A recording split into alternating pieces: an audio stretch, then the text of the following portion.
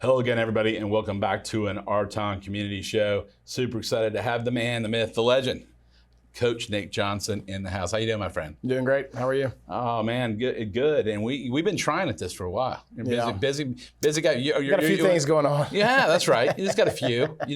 Going on. Well, for those people, this 15 minutes will go short, and there's people be able to see this locally or all over the globe if they like. But tell people a little bit about yourself. Who you are, your family, your faith, or your background. Just a little, 101 on yourself. Yeah. So I was born and raised in Loganville, Georgia, so not very far from here. Right.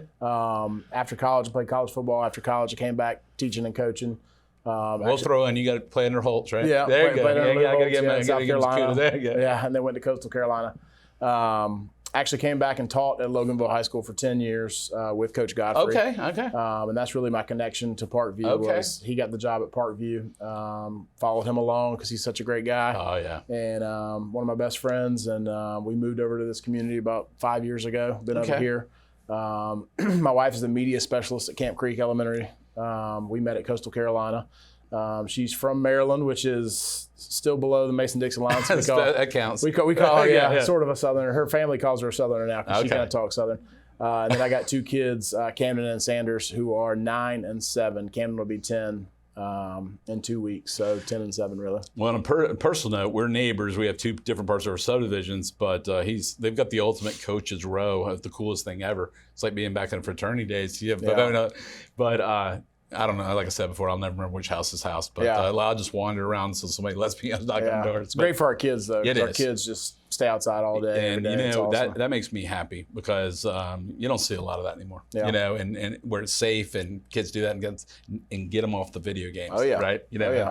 So tell us a little bit about once you were done with, and I do remember the story, when Eric was at Loganville, we had connected, and so I have a separate magazine that goes out towards Grayson and Loganville area, and he was helpful to introduce me to people. And I met him when he came to Parkview, so I didn't realize that tie. That's very cool.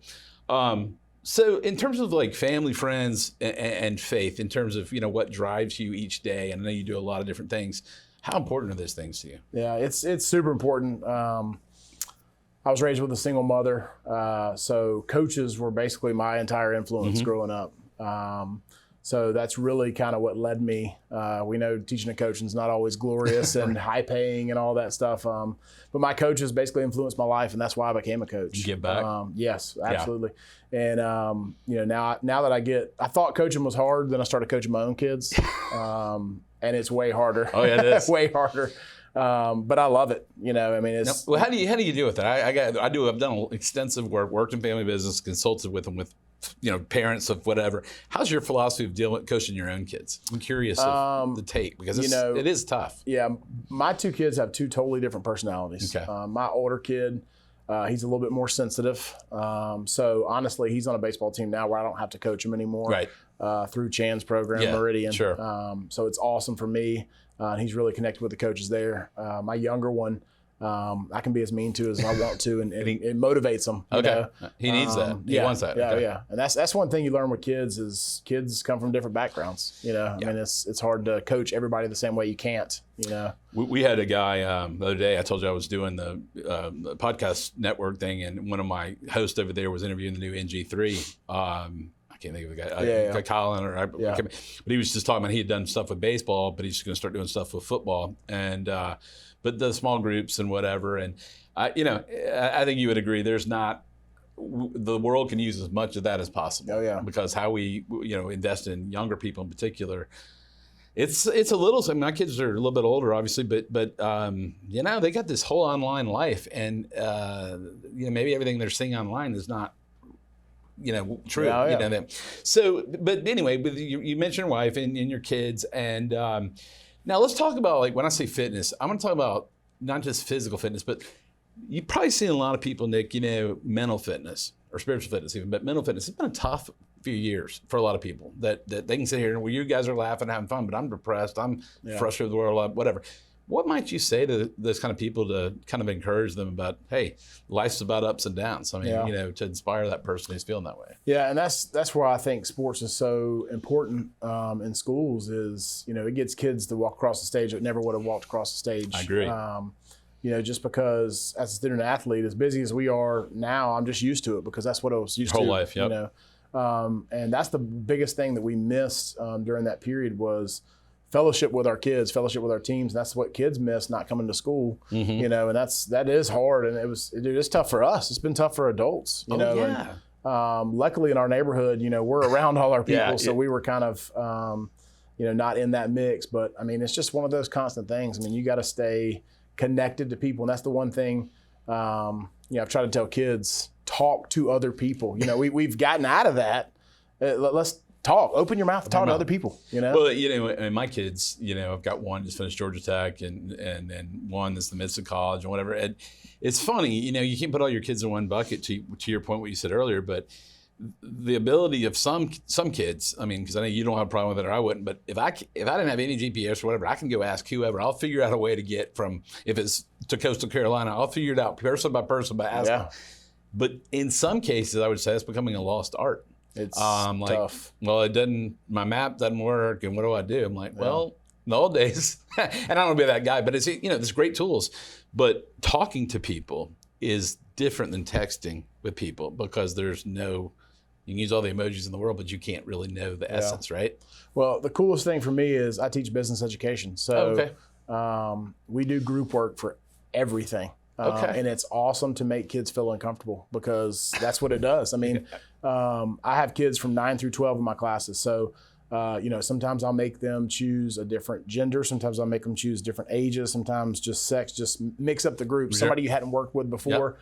And you got a kid that's an extrovert and an introvert, and they have to work together, and they got to present something, figure it out. And that's real life. It's huge. Yeah, it is real life. And that's what I love about it because I get to do the sports side and business education side. That's awesome. Yeah.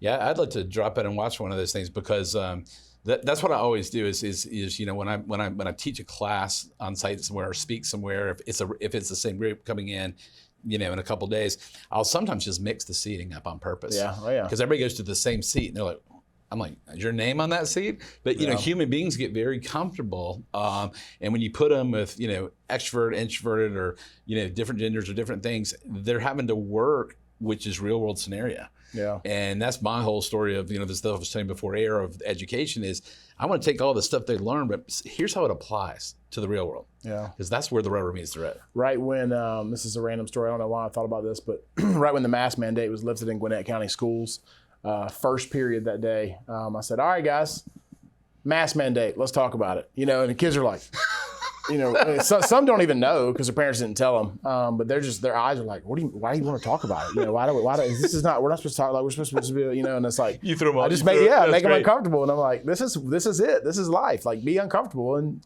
talk. Well, yeah, man, the adage, you and I could do sports, I'm a huge sports fan, but get comfortable, get comfortable with being uncomfortable because that's the only way to grow. Yeah.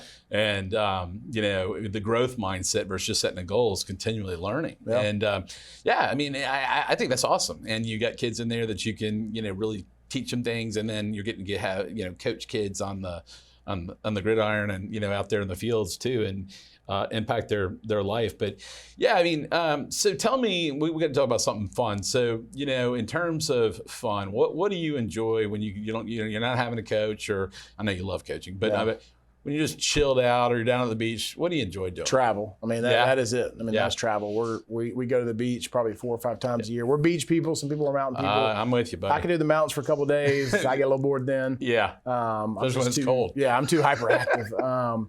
So we go to the beach a ton. We go to Mexico usually once or twice a year. Yeah. My kids are almost spoiled to where it's like, we're on a cruise. It's like, you're like, really? Get out of here. Like, it took me 20 years to be able to go there. So we go on a cruise just about every year.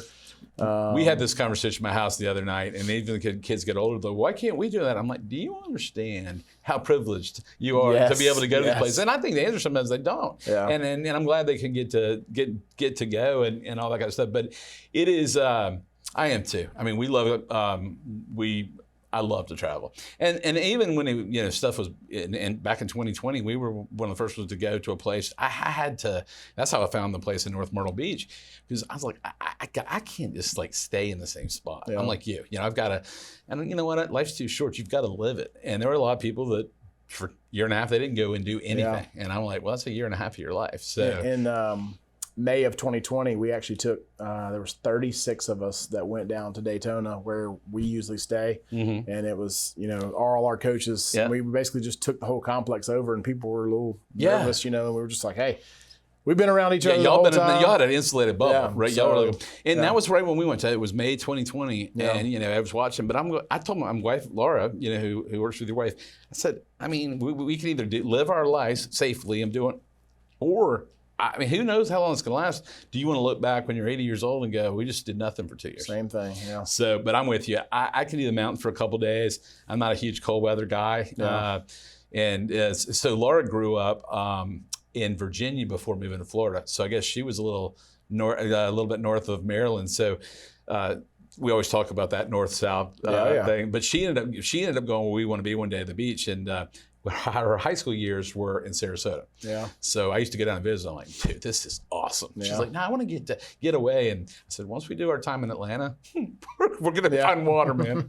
Find water. But so, in terms of, Nick, I know you do a lot of stuff giving back, but, being able to, when you work with other adults or, kids, I use the word philanthropy, but I don't mean that in terms of a financial investment, but putting back into other people. How important is that to you, and what drives you? Yeah, I mean, that is our profession, and I not only find that through teaching and coaching. I'm on the board at Mountain Park Park too, which is a very unpaid position and very it's like being a homeowner's president. I've done all my tours of duty. I got you. So, but I mean, acts of service is basically my love language. That's what I like to do. I'm not very good with words and telling people that way, but I'll work for you, or do things for you. That's how I love to serve. Well, I've watched you from afar, and just some of the stuff you're doing, and it's very evident that you do things, work very hard.